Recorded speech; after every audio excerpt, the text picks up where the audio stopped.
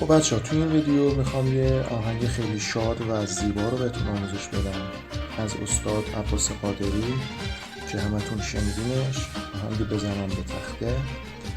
این ملودی رو خیلی سادهش کردم که افراد مبتدی هم بتونن ازش استفاده کنن و اونو اجرا کنن. قبل اینکه بریم سراغ آموزشش بهتون بگم که به یه ریتم 6 و 8 با دور تمپو 105 106 نیاز داریم. نوت سیتون باید کرون باشه، ترانسپوزتون هم -2.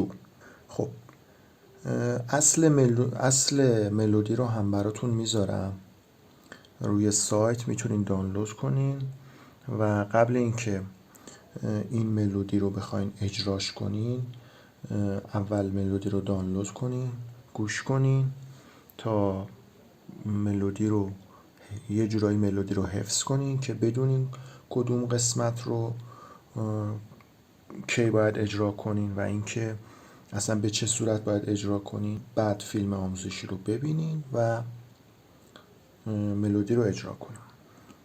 خب قسمت اولش به این صورته.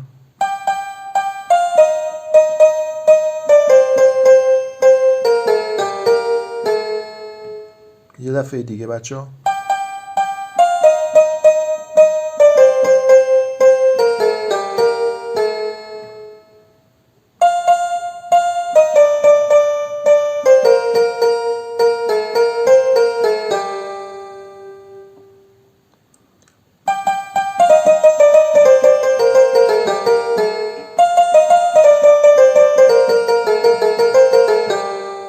خب با ریتم به این صورت میشه.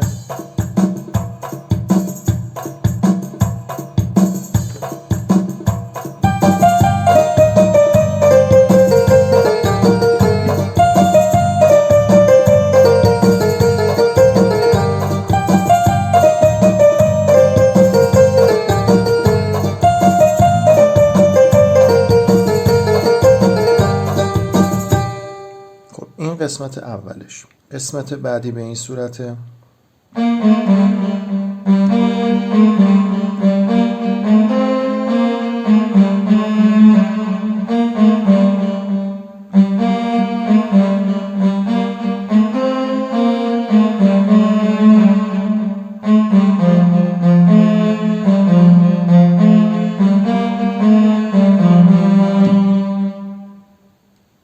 از این نوت ها باید استفاده بشه، ولی خب یه نکته ای داره.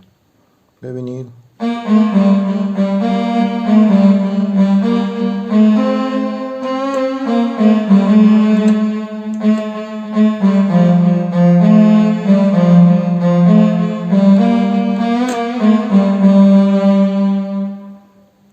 خب اینو بهتره با این صدا اجرا کنیم.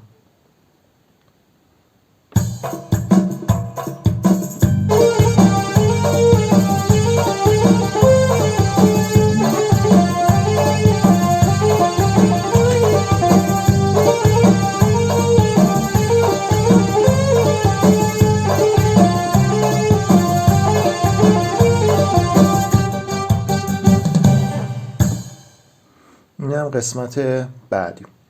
قسمت بعدی که خب میرسیم به اون قسمتی که خواننده شروع میکنه به خوندن. به این شکل میشه.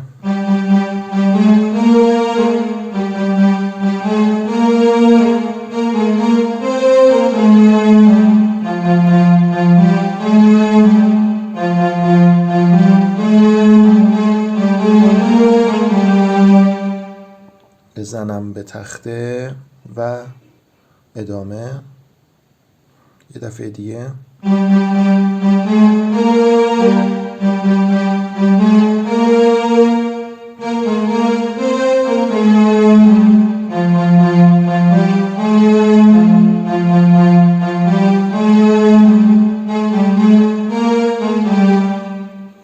که با ریتمم به این صورته.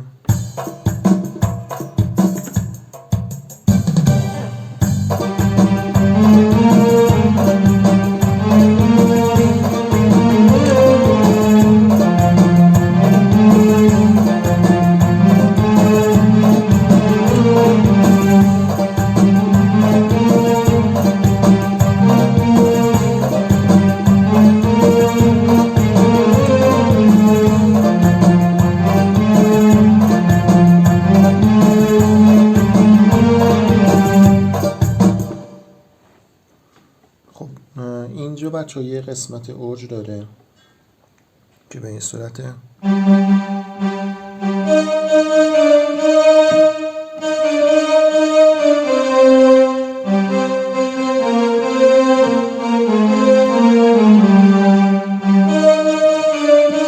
تو مثل همیشه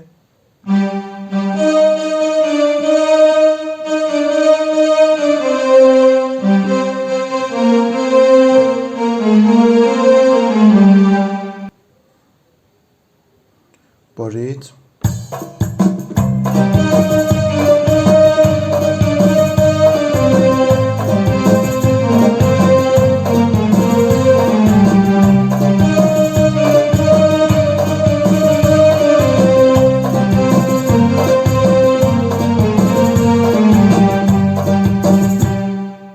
یه قسمت دیگه هم داره بچه ها، اینم قسمت اوجه که از اینجا شروع میشه.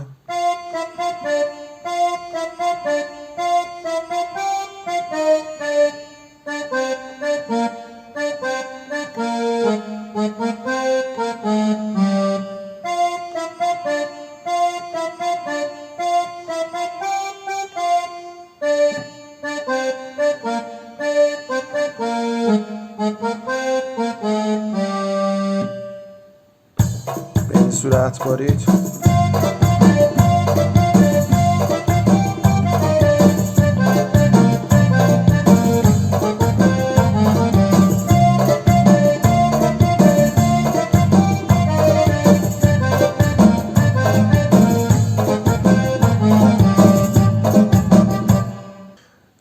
قسمت بعدی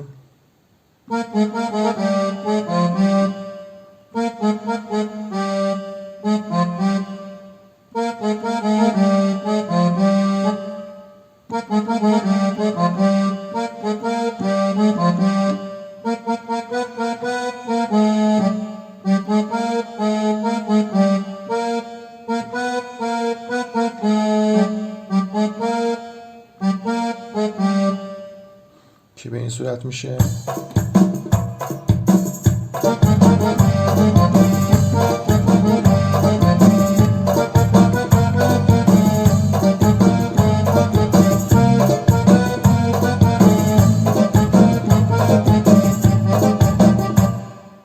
خب بچه ها قسمت های مهمش همینا بود که براتون اجرا کردم.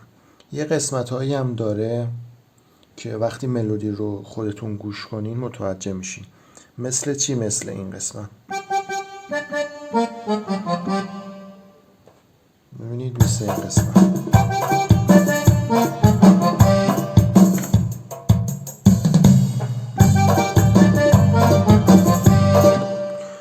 از این مدل شیرینکاریا و این قسمت های اینجوری تو ملودی هست. اینا رو دیگه من آموزشش نمیدم، خودتون ملودی رو گوش کنید و سعی کنید اینها رو در بیارید مثل همین دیگه.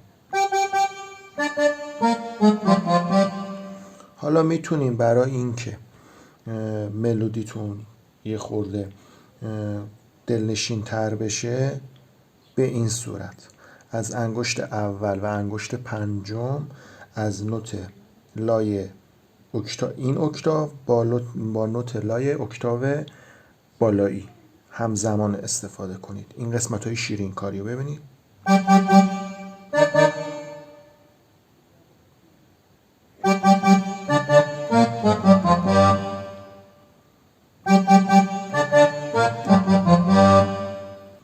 پس ازتون میخوام حتما ملودی رو گوش کنین، دانلودش کنین، گوش کنین چندین بار که بدونین به چه صورته و بعد اون رو اجرا